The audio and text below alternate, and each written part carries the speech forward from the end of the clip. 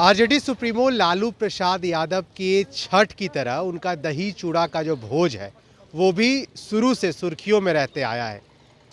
जब लालू प्रसाद यादव पटना में हुआ करते थे तो आपको पता है कि मकर संक्रांति के दिन इसी 10 सर्कुलर स्थित राबड़ी आवास पर दही चूड़ा के भोज का आयोजन किया जाता था।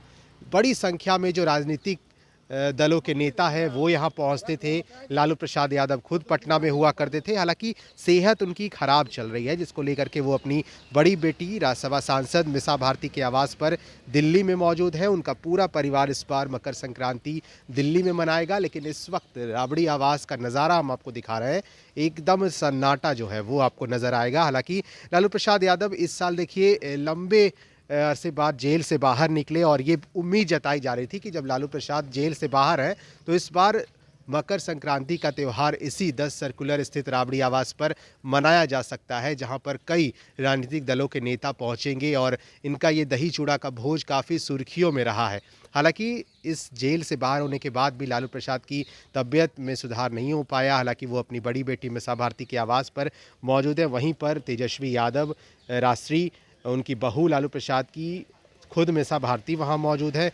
तमाम जो पूरा परिवार है वो इस वक्त दिल्ली में मौजूद है। लालू प्रसाद यादव के चारा घोटाले में जेल जाने के पहले तक मकर संक्रांति के अवसर पर उनका दही चूड़ा भोज सुर्खियों में रहा।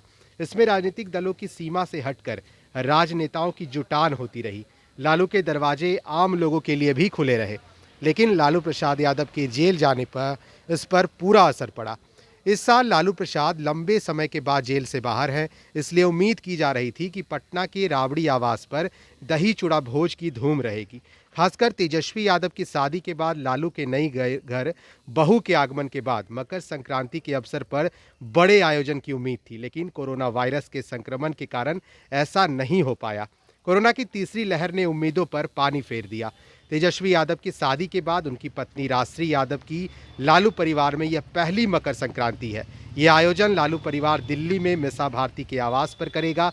इसके लिए राबड़ी देवी मंगलवार को बहू राजश्री के साथ दिल्ली भी पहुंच गई हैं।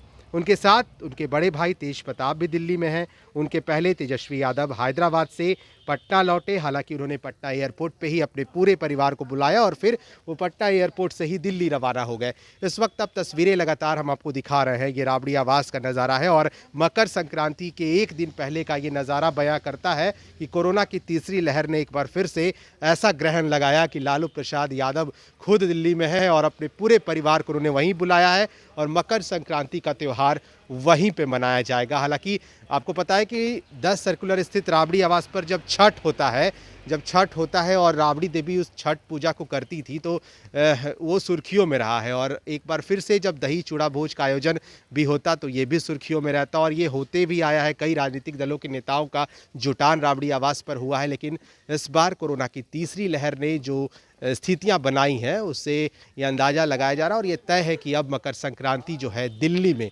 लालू प्रसाद यादव का पूरा परिवार मीसा भारती के आवास पर मनाएगा।